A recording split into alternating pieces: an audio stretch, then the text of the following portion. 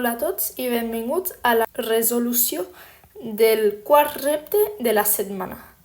Aquesta setmana havíem de calcular l'àrea turquesa, que solament era una part de tot el quadrat. Per calcular-la necessitàvem saber l'àrea total del nostre quadrat, per lo qual sabíem que cada costat feia 8 centímetres i subtrair-li l'àrea dels cercles, o sigui, dels mig cercles. I com un mig cercle més l'altre mig cercle, si es sumen, acaben donant un cercle sencer, solament ens feia falta calcular un cercle. Començarem calculant l'àrea del quadrat, que és simple de calcular. En aquest cas és costat per costat, el qual, com sabem, ho intercanviem per 8 i ens acaba donant 64 centímetres quadrats. Aquí ja tenim la primera àrea.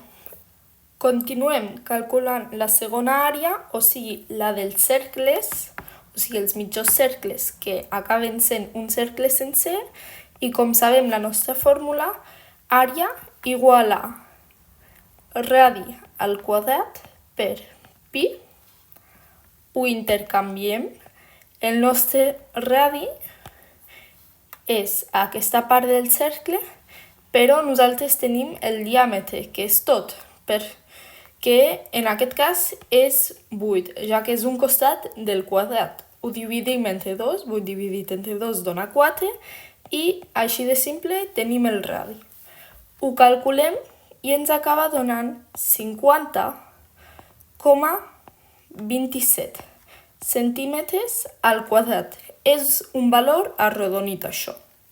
Per acabar amb la nostra operació hem d'acabar calculant l'àrea, o sigui, l'àrea de la turquesa, i ho podem simplement subtrair, que ens donarà 64 menys 50,27, que ens acabarà donant 13,73 centímetres al quadrat.